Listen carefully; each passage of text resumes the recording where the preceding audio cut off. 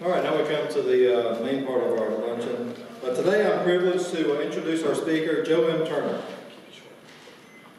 Keep it short? Oh no. Joe M. Turner, no.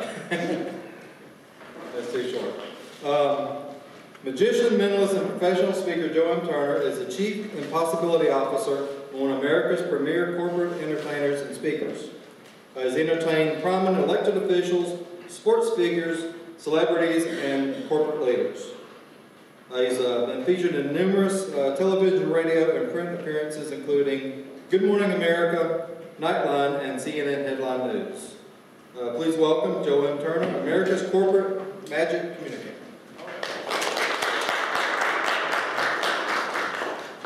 All right, great. It's so awesome to be with all of you today. I live in Paulding County. I have for the last 5 years and change. So it's an honor to be invited to speak in my own backyard. I know what some of you must be thinking. Some of you have seen me recently, and when can we get rid of this guy? He's everywhere. And some of you have no idea who I am other than what you just heard, and maybe you saw the website and say, well, he's a magician.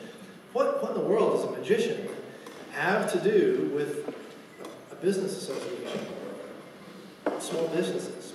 So I'll illustrate with a little story. I don't know how many of you are following my Twitter. I'm on Twitter at Turner Magic. Turner Magic. And this morning I put out a tweet, and it was something that one of my clients just got an email this week for an event that happened Monday night. This was the year they had the 5th annual Winter White Party. So it's a big party down at the Georgian Terrace Hotel, and everyone wears white from head to toe, and there's snow and drinks and food and a band, and this year they had like the thing that hangs like a trapeze. People sort of, dancers pose on that. They gymnastics almost, but with music and everything underneath. And they had another one where there are these 2 long strips of cloth hanging down, and a girl climbs up it and wraps her legs in. It's like gymnastics, but hanging over a dance floor. And they had a pianist and songs and music and this giant party with about 600 people. And so the client, and they had me doing magic. They had me doing magic there. The client got an email Tuesday from CBS Radio, who had people attending this particular party. It said, just want to tell you the Winter White Party was amazing, especially Joe Turner's magic. Okay, so out of all of that stuff that they had experienced, the thing that stuck in their mind enough to mention in writing about how great the party was the magic. And I'm not saying that to brag, but what I'm saying is that branding was very successful for me because they remembered my name, they remembered what I do, and I was prominent enough in their experience of that event with all of the people that were there. It went from 9 at night till about 3 in the morning. Huge event. Out of all of that, what they were able to piece together in their minds the next day was, gosh, that guy was doing some really cool magic tricks. That's what they remember. And so that is what people like me, magicians, speakers, performers, have in common with small business owners. And that is we are in the business. We are in the shared business of creating amazing experiences for our customers, our clients, our audiences, whoever they may be. It could be clients, they could be retail customers, they could be online customers, they could be audience members. If you're a teacher, your audience could be your students. If you're in a corporation, your audience could be your direct reports. Your other audience could be the people that you report to. But all of us have an audience, and all of us are in the business, or should be, of trying to create reasons for them to remember how amazing it is to interact with us or with our brand. And so that's what I have been focused on really for the last year. And that's where the keynote that I now deliver, which is a much longer keynote than I have time to give you today, but I'm going to give you the skeleton of it today, is, well, what constitutes an amazing experience? And how can I use that to make my customers and my audiences remember who I am and what I do more effectively? So that's what I'm going to share with you today. Now, you know that I do magic tricks, so I'm going to start. I don't have a PowerPoint slide for you today, We're going to have an interactive experience. It's going to be fun. Some of you came thinking we're just going to have a magic show. So yes, I'll do that part. I want us to have some fun experiences. So we're going to do that for a few minutes. And then afterwards, we're going to debrief those experiences and find some of the elements that make those experiences amazing. And we'll talk about why that is so and how you can benefit from it. So, did anyone in the room happen to bring a deck of cards? I always ask, because you never know. Sometimes people do. I've had ladies pull them out of their purse. It's like, let's make a deal, maybe, who knows what she has in there. But she pulls out a deck of cards, that's cool. I did bring a deck of cards in case nobody else did. These people are suspicious. They say, well, they're like magic cards or something. These are from CVS. Okay, I stopped at a CVS and got some cards. And the way we're going to do this, I'm going to have some people choose cards. But just in case you're still suspicious that, well, maybe the cards are marked, I'm going to drop them like this, and you're going to look at the card on the face wherever you say stop. And that way, there's plenty of cards blocking me from being able to see the back of that card. So even if they were marked, I couldn't know what the card is. I will have to step away from the mic briefly to do this. I'm going to ask someone at each table to choose a card, and I'll start right over here. It was Adam? Yes, sir. Adam, please say stop anywhere. Stop. That'll be your card. Remember it. Others at the table, make sure that we don't forget that card. I'm going to come back in a few minutes. And if you forget the card, I have no ending. So it's critical, mission critical, that you remember the card. Feel free to write it down and jot yourself a note. And we'll come on over to this table. Hi, I'm Joe. Hi, I'm Leah. Leah, please say stop anywhere. Stop. That'll be your card, Leah. Perfect. Very good. Don't say it out loud. Don't say it out loud. So that's 2 cards. It's already twice as hard as a regular card trick. I'm going to go further than that. I know the Paulding Business Association has very high expectations for today. I intend to deliver and even exceed. And we've got Jeremy. Please say stop anywhere, sir. Stop. That'll be your card. And those at your table will help you with that. Got it? Okay, got it. Very good. I was just waiting for that flash to happen. I saw John taking aim. How about Kim? Please say stop anywhere. Stop. That'll be your card. I'm looking away. Got it? Okay. Those others at the table will have that. How about you? Is it Craig? Scott. Scott? What's the last name? Flanagan. Flanagan. Scott Flanagan. Say stop anywhere. Stop. That'll be your card. Yeah. So we'll do 2 at that table, but just for good measure. And how about Deanna? You're in the back over there. Please say stop anywhere. Just say stop while I'm doing that, okay? Stop. That'll be your card. 3 hearts. I'm just helping. We'll come back to it if you can't say Matt. Say stop anywhere. Stop. That'll be your card. Got it? Got it? Yep. For those at home, that'll be Matt's card. All right. Very good. So how many? Raise your hand if you have a card. So 1, 2, 3, 4, 5, 6, 7 cards. 7 times as hard as a regular card trick. I will attempt to find all 7 of the cards in amazing and magical ways, working this room into an emotional frenzy. You thought it was just a card trick. In fact, a life-changing holiday magical experience with a deck of cards from CVS.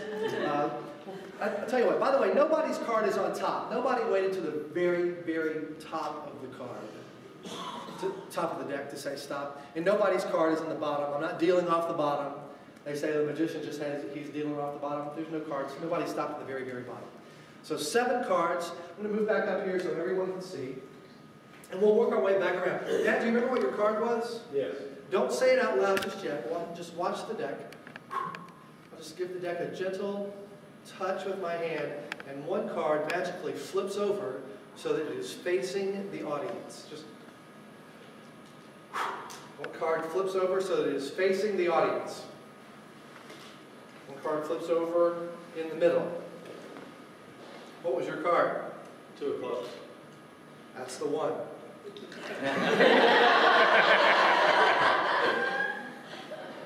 I'm sensing some skepticism. Let's just spread this so you guys can see. There's one card face up in the middle of the deck.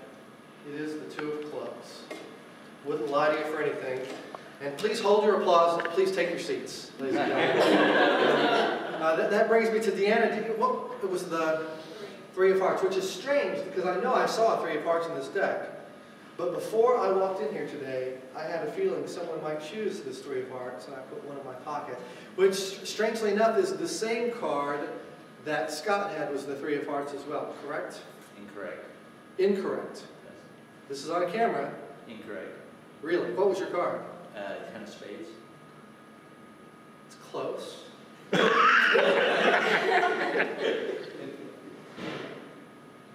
can just change the ink on the 3 of hearts. Like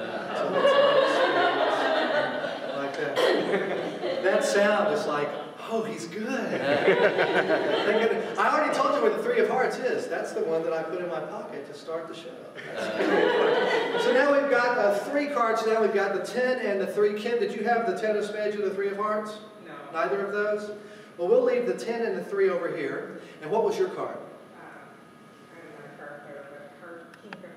Let's just throw one up in the air and catch it midair between those two. And it is, in fact, the King of Hearts. That's the one you said. We have 3 cards left to go. I think it was Jeremy. Do you remember what your card was? 5 of clubs. The 5 of clubs. An excellent choice. To find the 5 of clubs, you'll need to focus on my leg. Some of you already were. Thank you. Appreciate that. 5 of clubs. 5. We should have put some money on that one. And that brings me back to Leah. Do you remember what your card was? King of Spades. King of Spades. To find the King of Spades, I need complete silence, which, if you've seen me act, you know I often get. Complete silence. The King of Spades. Okay, the King of Spades.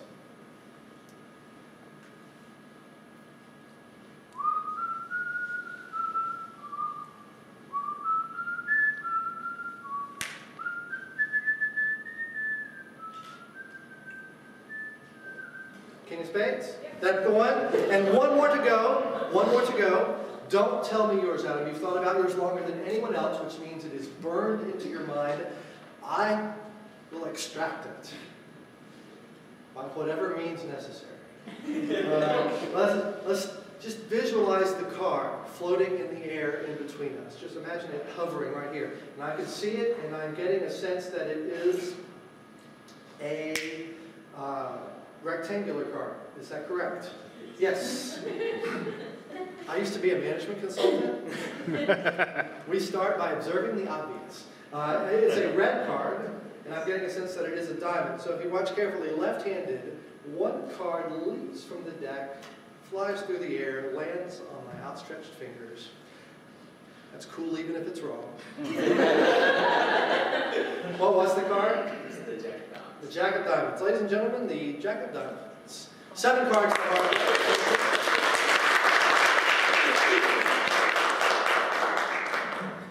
All right, well that's an interesting way to open a magic show, and it kind of goes contrary to popular wisdom among magicians, who often say, never open with a card trick. But I say, it's my show, I'll open however I want, and I like to open with a card trick. And I'll tell you why I open with this particular kind of experience. I'll just put these away.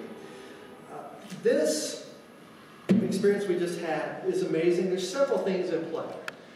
First of all, whenever I perform this particular routine, people walk away saying things like, sure would like to have you with me in Vegas, wouldn't want to play cards with you, you sure know your way around a deck of cards, you can make that deck do anything you want. Most of those comments relate to just highly developed skill, right? Some of the things that you saw happen right there had nothing to do with impossibility. They had nothing to do with laws being broken or anything like that, laws of nature being broken. It was just, obviously, this guy has practiced. This guy's put in some sweat, he's got some talent, he's got some skill, and he's worked to put it together. So in a magic context, we say those kinds of things are amazing because they are a demonstration of talent over demonstration of highly developed skill. The business competency side of it, the other side of the coin, the thing that you would apply if you want to have an amazing experience like that for your clients, is a high degree of expertise. A lot of people kind of hide their knowledge for a long time, not a long time, but they don't demonstrate it early on in their interactions with their client. They're protective of what they know, they're protective of their methodologies or the things that they know how to do that they don't put out early on in their discussions with their clients. Like, well, I have to protect some of these things until later. What I learned in consulting and what I've seen take place further and further along in my career is get that expertise out there early. Establish yourself as a thought leader or as a person who is a source of useful, consistently shared information early on, and create the knowledge that you are the expert. If I'm doing a proposal, I did a proposal for, not even a proposal, I had a company call me in to consult on a big illusion situation for an event that will happen in a couple of years. And they wanted some magic thinking behind it. And you know, part of you was like, well, if I go in there and spill my guts, they're going to know all of my cool ideas, and how do I know I'll actually get to be involved with the project? Are they going to yank my ideas? And so a good rule of thumb is start by doing a tenth of the work. The proposal contains about a tenth of the work. So you're investing 10% of the overall finished product in getting the business. And if you lose it, you lose it. And if you get it, your 10% have already started. But the proposal, the early interaction, is about a tenth of the work, if not more. And the rest of it is you start out early and you take away that feeling. Have you ever seen someone come on stage and the minute they walk onto the stage, you're nervous because they don't have any confidence, or they're sort of withdrawn physically, their shoulders are down or tight, or they just don't inspire you to be confident as an audience member. And you're kind of worried about how is this going to go? And you make those decisions early on. Just like in business, you make your decisions about people you interview very early on in your interactions with them. This helps to mitigate that, because you're going to come out and demonstrate expertise early. And there's no way that you see a trick like that and say, oh, he's going to do a card trick. My uncle, Joe, does card tricks at our family reunion, and it deals like 16 piles on the table, and you take the square root of something, and it's a very process-driven thing. Nobody is ever going to equate what I just did with that kind of experience, because I showed them early on this is a level above what you're used to. So capture your expertise, share it regularly, and when you're interacting with a new client, maybe it's in your email signature, maybe it's in the first couple of interactions that you have with them, you're dropping tips on them that they can immediately put to use. That elevates you as an authority figure in their eyes and creates an amazing characteristic for your brand. We'll leave those aside for something else later. The next characteristic, the next kind of amazing, you've got talent, which is expertise in business. The next one in magic we call science. This would be an unexpected result of a natural law. And I don't have time to do all the demonstrations, but optical illusions that you may have seen in textbooks, or magic tricks that have to do with maybe a mirror or a spinning spiral that causes your eye to do something that you wouldn't otherwise see. All of these things that just work on the way that our eyes are put together are their unexpected results of maybe when you were in high school and you did physics or chemistry experiments that were kind of fun. Like you boil the water in a metal can and you seal it, and then you cool it, and the can implodes upon itself. It's an unexpected result of a natural law. That makes for an amazing experience at a magic show. Well, the science parallel in business is your processes. Your processes are your business's natural laws. And so the question is, if you want to have an amazing influence, an amazing impact on your audience, ask yourself, are there unexpected Easter eggs that come out of my regular processes? For example, your most boring interaction with your client may normally be, it could be invoicing, it could be a contract, it could be your voicemail.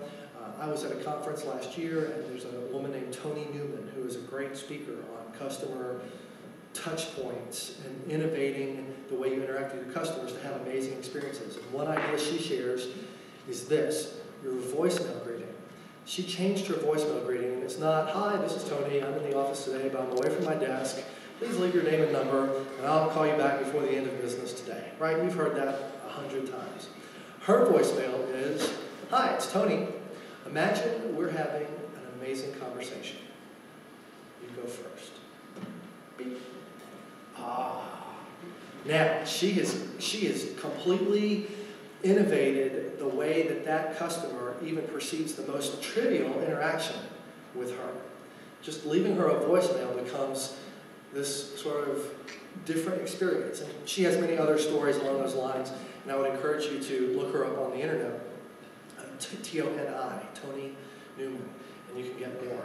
And I'll be happy to tell you some others offline. But embed into your processes some amazing experiences that happen along the way. It could be that something that happens inside your contract, there's something fun that happens at the end of your emails, you share links or other interesting or useful information just as a natural course of interacting with people. Maybe you hide something somewhere that if they click on this, something amazing happens, but it's just built into the process. The next one down in a magic show, we would actually call the mystery, the breaking of natural laws, right? The apparent contradiction of a natural law. In the business world, we call that empowerment, right? We give our employees or our representatives the ability to contradict our policy in order to ensure that our customer has an amazing experience. The textbook example for this is Ritz-Carlton.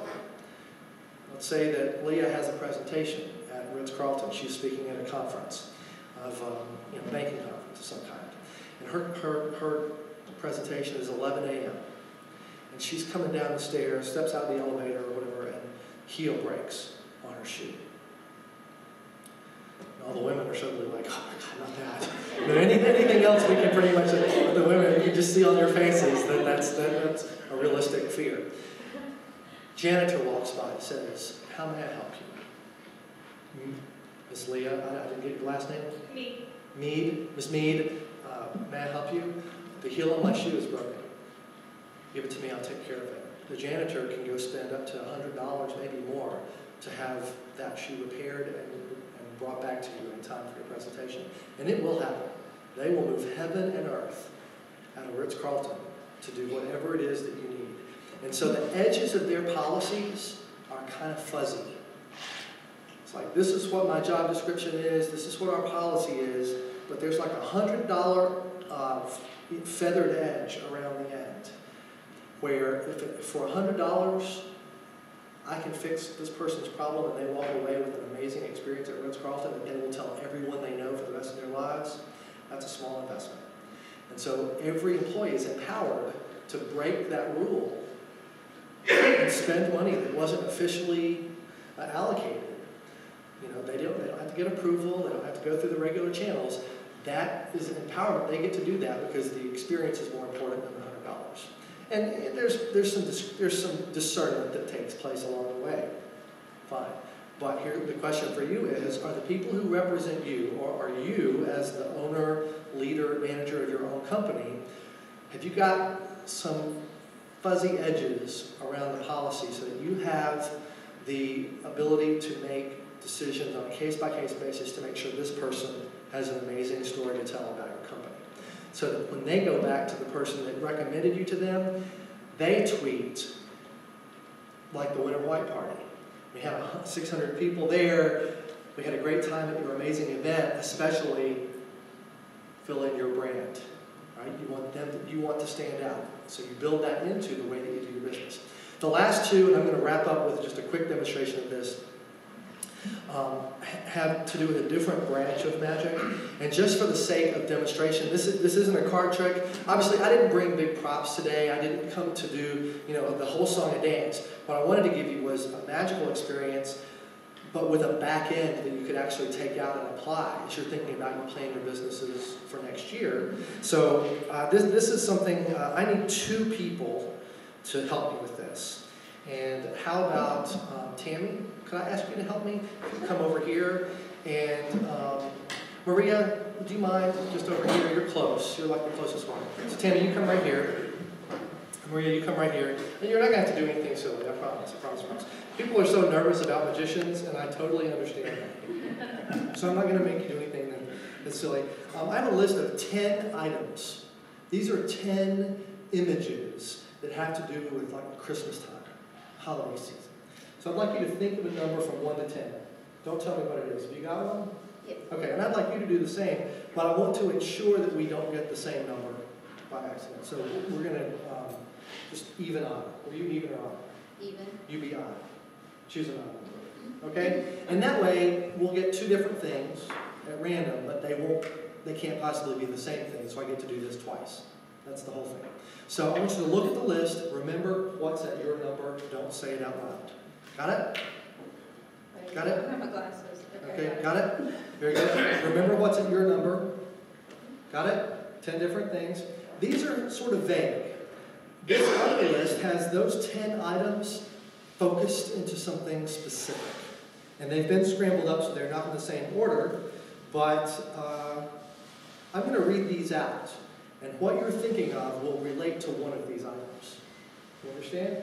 When you hear the specific picture, I want you to lock it in your mind. Don't say anything out loud, just lock it in your head. Christmas carolers, a keepsake ornament, candy cane, mistletoe, Bethlehem, Christmas cards, sleigh and reindeer, Christmas tree lights, wrapping paper, eggnog. Does one of those relate in some way to what you were thinking about? Yes. Does one of those relate to someone? So this is not a card trick. This is not pick it out and sleight of hand and all that. All we're going to do right now, I'm going to try to get into their heads. So if you'll hold your right hand out, if you'll hold your left hand out, and imagine in your hand that you're holding whatever that item is that you're thinking of right now. Or if it's too big or too small, imagine you have a version of it that would fit in your hand. And I'm just going to try to get a sense of the item that they're thinking of off of that list of Christmassy images. And I will tell you that the first sensation that I got is a difference between something that is more organic, something that is more natural on one side, versus something that is more man-made on this side. I got something that is more of a... Well, let's start over here. This is something that is man-made, and as I wave my hand over your hand, Maria, I get a sort of a taste in my mouth that is peppermint. And in fact, it is a candy cane that you're imagining in your hand. Is that correct? Mm-hmm. Yes, that was perfect. Stay right there. Hold your applause, because it's really good at the end. And so I've got one. Let's see if we can get the other one. Let's see if we can get the other one. And I would say, Tammy, that you are thinking of something... it's green, and it's leafy, and it's mistletoe. Oh, good grief. Yeah. Yeah, give these guys a big round of applause.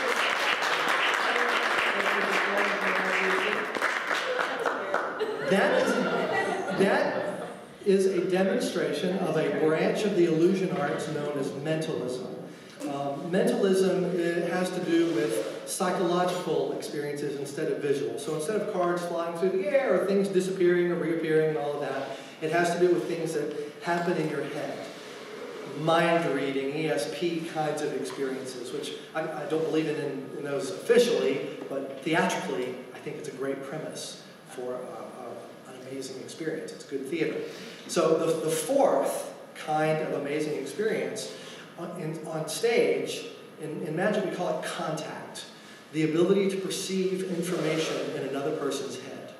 Or possibly the opposite. Instead of a pull version, the ability to insert a thought into someone's head. The push version.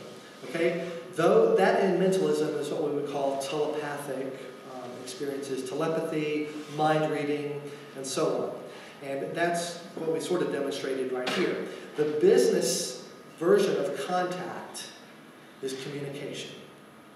And the question for you is, how fast can I compress the space from the time my client reaches out to me to the time they hear from me?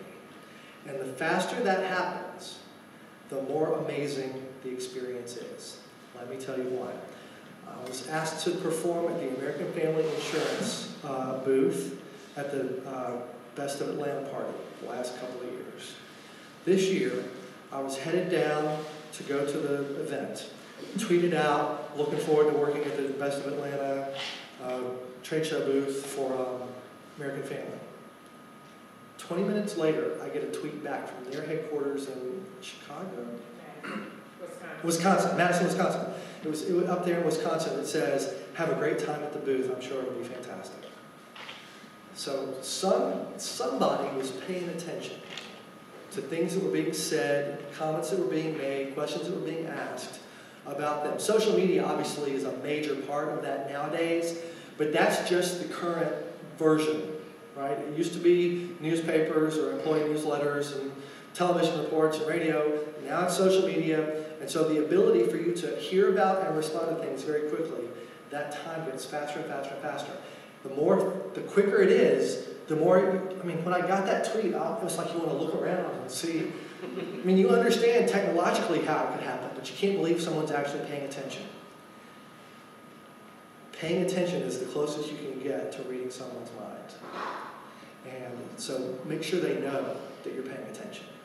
Answer quickly. The quicker you respond to an email, but especially if they send something out on Twitter, Facebook, or any of the locally Paulding.com, any of the online places, carve out time every day to monitor that. Set up your alerts systems on Google Alerts and other platforms that you can use.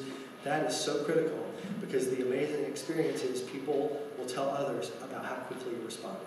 The last version, the last kind of amazing, and I'll wrap this up because it's 5 till, is what we call, in magic, it's the predictions. I make a prediction that something's going to happen. I knew you were going to choose the 3 of hearts, and therefore I made this prediction earlier today. And so it's the ability to have knowledge at a distance. Instead of a telepathic knowledge, it's a clairvoyant knowledge. I know at a distance I can tell you what's in your glove compartment. And you don't even know that. But if I got it right, it would be amazing. Same thing with if I know something that's going to happen in the future. None of us are there to give it to me. But if you can still get that knowledge at a distance temporally, it's vision. The business version of that is trend setting, trend spotting and trend setting. And so here's what Steve Jobs has to say about that. Only back up in the 90s, Peter Drucker said the best way to predict the future is to create it. Right? Oh, that's very powerful. Steve Jobs later said something very similar to that, and I'll close momentarily. He said, he was asked, how do you know what your customers want? Right?